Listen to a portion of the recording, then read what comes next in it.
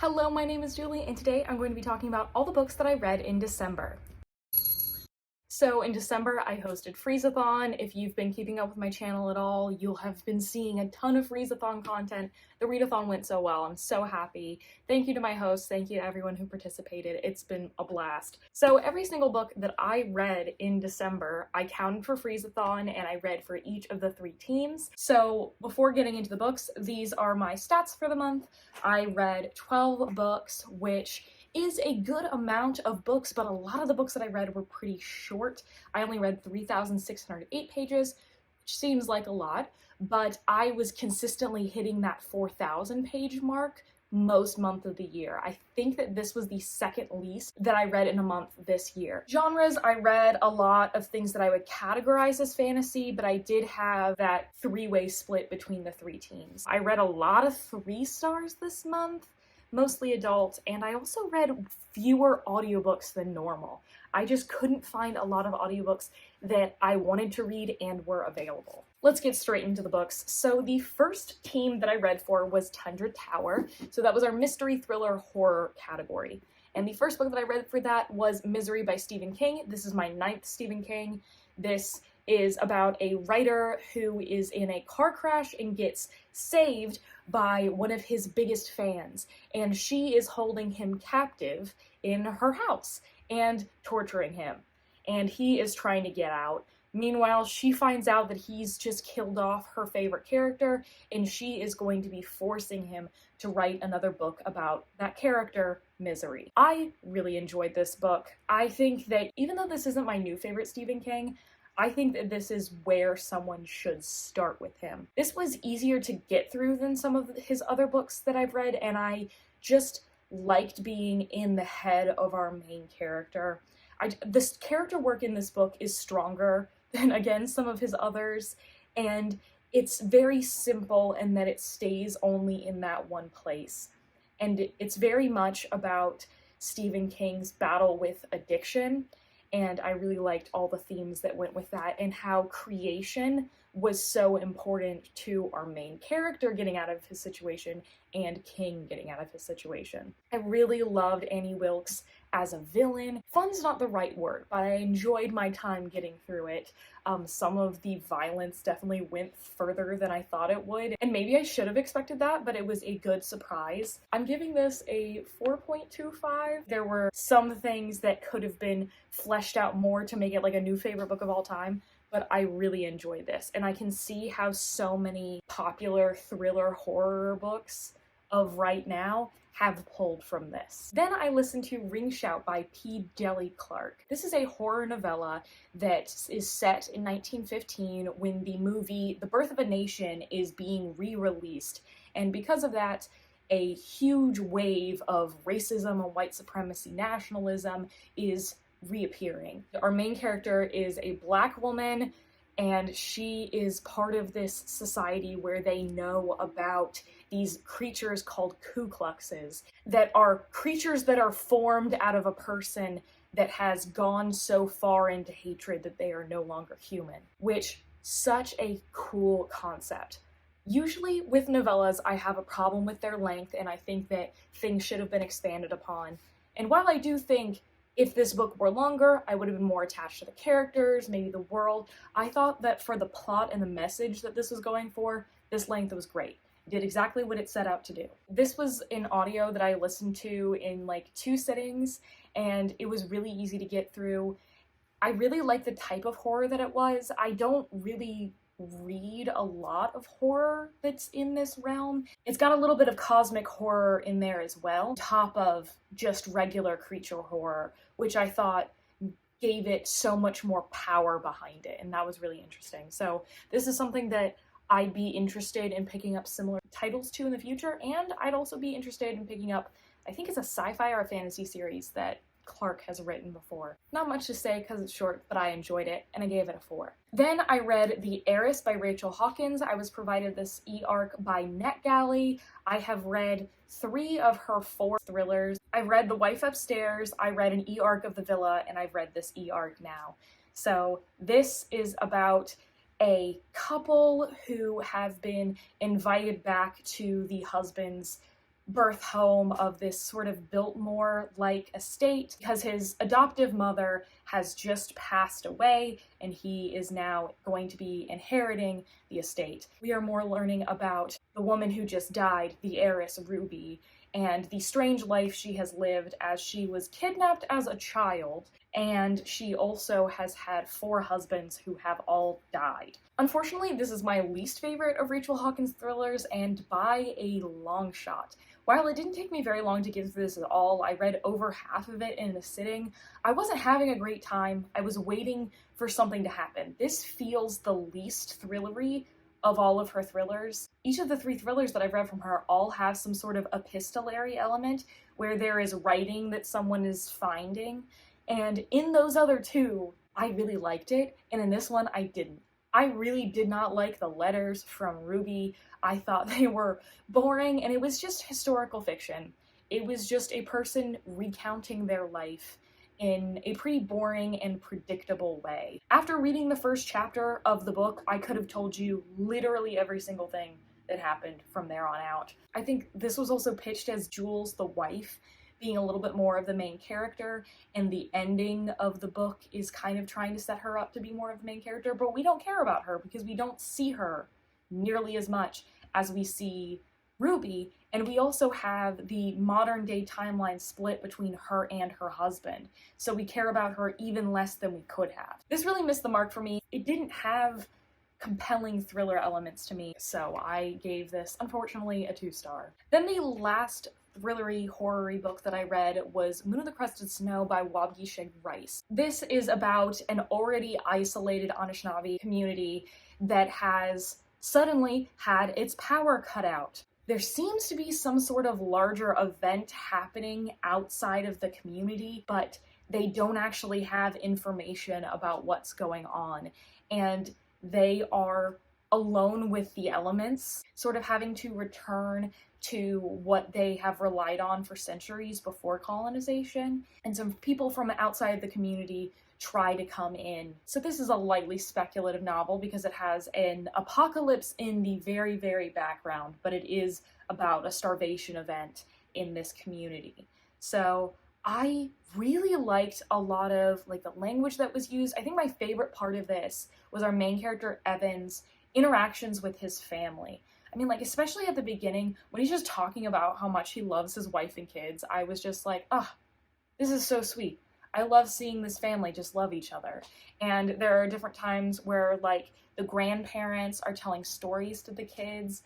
I just really liked those aspects of everyday life. And those were the small happy bits of this otherwise pretty bleak book. This book is just over 200 pages, so not a lot happens. I liked this book. I thought that the point at which the book ends would have been more like the middle, and this would have taken place maybe over a longer period of time. I just wanted to know more. I felt like even though we have 200 pages worth of stuff, there wasn't a lot that happened. I really liked a lot of the themes that are also reflected in the stories that are told within the story. I think this is a really realistic depiction of what would happen in the first couple of months of this sort of thing, but I wanted it to go further. Not necessarily darker or more horror, I just wanted more actual plot things to happen. I'm actually now seeing that there was last year a sequel published to this. So maybe I should read that. I don't know. Maybe I don't need to get into more series. Okay, I gave this a 3. This is good and I recommend it, but I wanted more. Then I read for Fortress Frost, which is the sci-fi fantasy team, so I read 4 fantasy books. The first of these was The Chalice of the Gods by Rick Riordan. This is the latest Percy Jackson book, so this takes place after Percy Jackson and the Olympians and Heroes of Olympus, and chronologically it takes place before any of the other series. So this is another adventure with Percy, Annabeth, and Grover, like the first couple of books were, but this time, instead of being at Camp Half-Blood and going on a road trip, they are all in New York still in school, and Percy needs to go on 3 smaller quests so that he can get college recommendation letters from 3 gods that he has not done a quest for before, so that he can go to New Rome College. So this was obviously published because of the show coming out. I'm not caught up yet, but I have really liked the first episodes so far. I had fun with this. It was a quick read when I did actually get the chance to pick it up, and I liked returning to Percy. I think there was a lot of funny nods. The fact that this isn't a road trippy book, the fact that this is way lower stakes than the other books, even the very first book, the fact that this is middle grade again instead of YA, have all thrown me for a loop. And these were sort of things that I kind of knew ahead of time. It was just really weird having a Percy Jackson story that didn't feel life or death, that just felt like it was like a Tuesday afternoon or a Monster of the Week episode. It was like if after Infinity War, they just had an entire Avengers movie that was them eating at the falafel place. That was kind of what I was thinking. Percy doesn't deserve to be tortured. He doesn't deserve to, like, need all these, like, terrible, horrific things to happen to him. But it is weird to see it in a low-stakes environment. I really liked the last confrontation at the end, the last little battle. That one felt like original Percy Jackson. The themes around it and, like, the solution, it felt exactly like something Rick Riordan would have said 10 years ago. I had fun reading this, but I really struggle with trying to figure out who the audience for this book is. Because to have read this book, you have to have read Heroes of Olympus. And it doesn't make a lot of sense to me to go from middle grade to YA to middle grade, and to go from high stakes to higher stakes that get fucked up, and then lower stakes. I don't know, it was weird. I might keep reading them, I'm not really sure. And I'm not going to be rating this because this is middle grade, and I don't really read middle grade, so I don't know how to rate it. Then I read The Endless War by Danielle L. Jensen. This is the 4th book in the Bridge Kingdom series. Bridge Kingdom series is 6 books that is set up into 3 duologies, each following a different couple. So this is the conclusion to this couple, Karis and Zara. I don't want to spoil the Bridge Kingdom by giving you the synopsis of this book, but we have 2 heirs of 2 different countries who secretly meet each other, wanting to end the war between their countries and then find out who the other person is. And it's like a star-crossed lovers deal and a continuation of the fantasy plot from the original 2. I think that this is the weakest of the Bridge Kingdom books, and by a good bit. The fantasy plot of this book is not as strong as the other ones. The first half of this book takes place on an island where one of our main characters is trapped, and I thought that plot was so boring and kind of out of left field. It just had a different tone and feeling to the other books, kind of like what I just said about Chalice of the Gods. Like, it felt like so much lower stakes than everything else that we've been dealing with, which has been on like such a larger scale. I just really didn't care for that plot, and then it took up 50% of a 500-page book.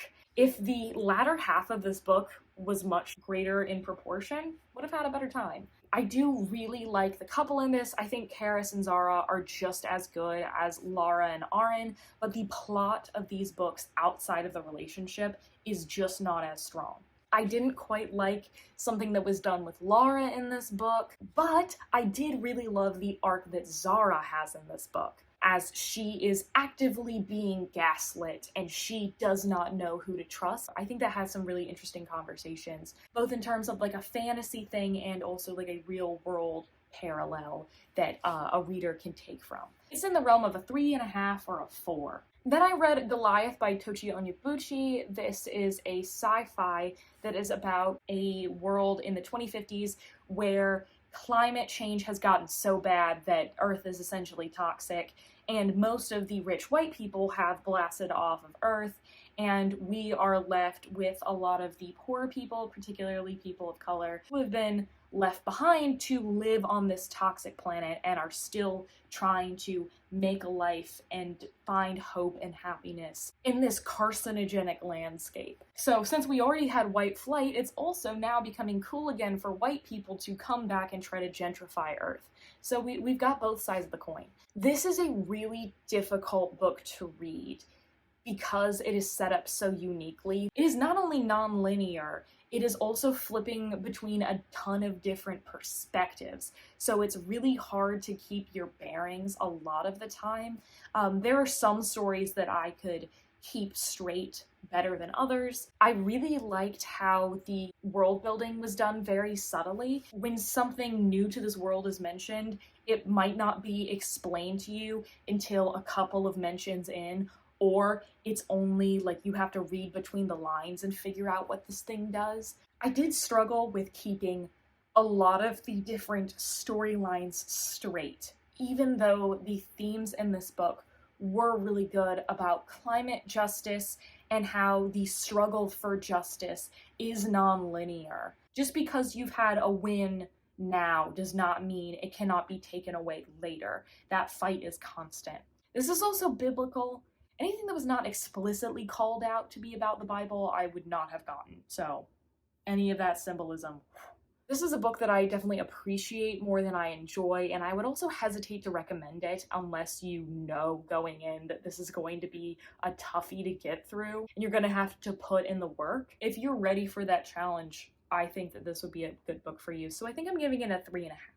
And I did read 12 books this month, and one of the books that I read I will not be talking about because this author has been accused of being a Zionist, and while I am not sure that I do believe that, I am not going to be advertising for that author. I only gave the book like a 2.5 to begin with, so it's not that big a deal. Then the last team was Castle Coco, which is romance and cozy reads. The first book that I read was A Fragile Enchantment by Alison Saft. This is a YA fantasy romance that I got as an e-arc from NetGalley, so thank you to them again.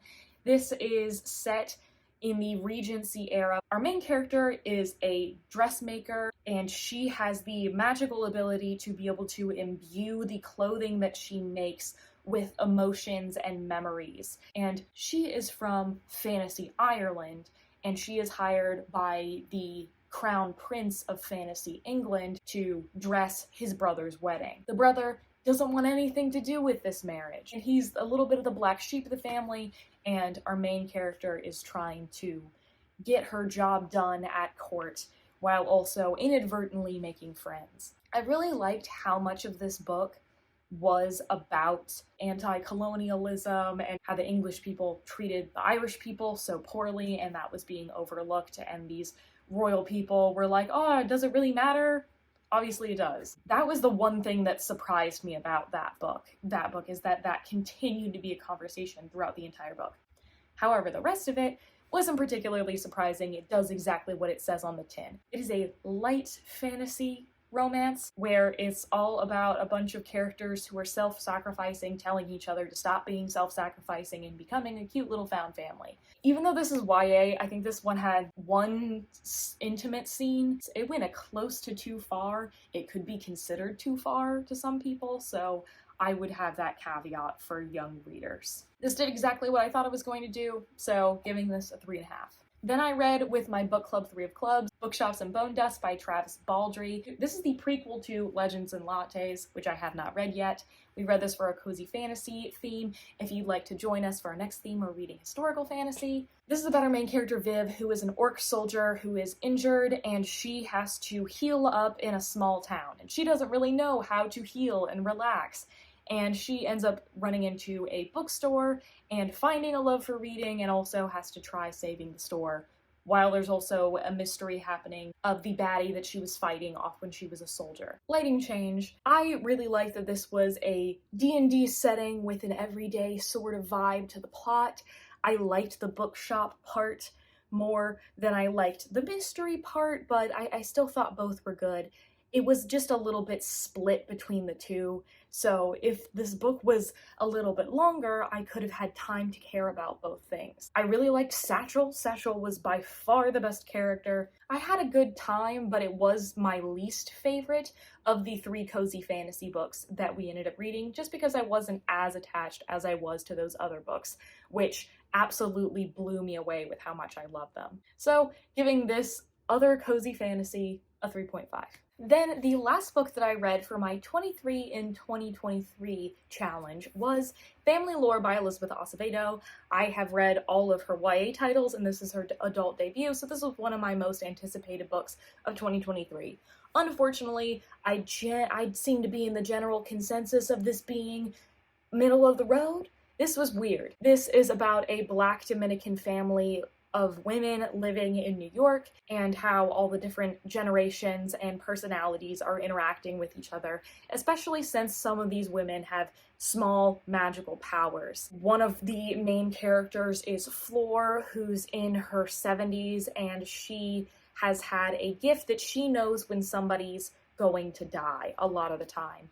And she has decided that she's going to throw herself a living wake. And so her family is trying to figure out, is she gonna die? Is somebody else gonna die? What's happening?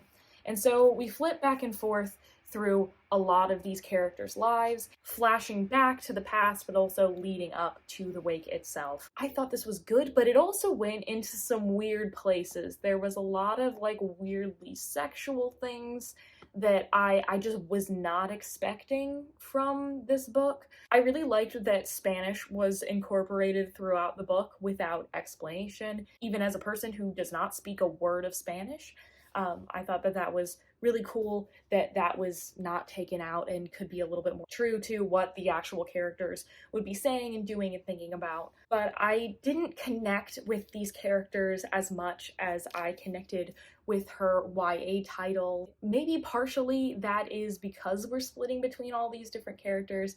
We didn't have enough time to connect with every single one of them, but there are a lot of ensemble books that I do like, and I just don't think that this did everything that it wanted to do, or I, as a white person, did not get everything that it wanted to do. I gave this a 3, but I implore you to look at reviews of people who match the identities of this author and these characters. And then the last book I read in December and the readathon and the year was Love Light Farms by B.K. Borison. I'm not a huge romance reader, we know this, but I have had this on my radar for a while. It's been a 5-star prediction, and it delivered. It did deliver. This is a little bit of a subjective thing. I don't think this is an objective thing, but hey, what is a book review if not subjective? This is Friends to Lovers. Our main character, Stella, enters this competition that's supposed to help her win money to save her Christmas tree farm that she runs, and she embellishes on there saying that she runs it with her boyfriend because she has reason to believe it might help her win, but it's also just wishful thinking because she's been in love with her best friend Luca of like 10 years, basically the whole time they've known each other, but they've just not done anything about it. And now that she has enlisted him to be her fake boyfriend, the characters are finally pushed to actually act on their feelings. So this doesn't have as much to do with the competition as it may be advertised, but that is the inciting incident. I really liked the small town vibes of this, and I liked our friends and little cast of characters, but mostly I loved the relationship between these two. I find it so easy to get icked out in a romance book, and I think there was like one scene where Luca gets jealous for like 5 seconds over something that is so minor. And that is the only time I even had pause. I love these characters so much. I loved all the pining, and I just thought it was a very good development of the two of them going from friends to lovers and finally taking that next step. This feels so domestic and cozy. I could have done with even more of the Christmas tree farm, but I thought that what we did have was good and hit every single beat that you wanted it to, served its purpose. It was not underutilized. I really liked how these two complemented each other and the lessons that our main character learns. And the third act conflict is resolved in such a good way, where we actually have a quick solution because these characters actually care about each other and are all apologetic and everything. So it does get resolved easily, which I liked. So I don't know, I had such a good time with this, and it's definitely getting a 4.5 or a 5. It depends on how long it'll stay with me, but I think that this might have more staying power with me than any of the other rom-coms that I've read this year. So it's definitely a new favorite romance for me, and I can't wait to read the rest of this series. So those are all the books that I read in December. Sorry I'm behind on filming. I was not able to film for so long. Let me know what you read in December, if there were any last minute books that made it to your favorite books.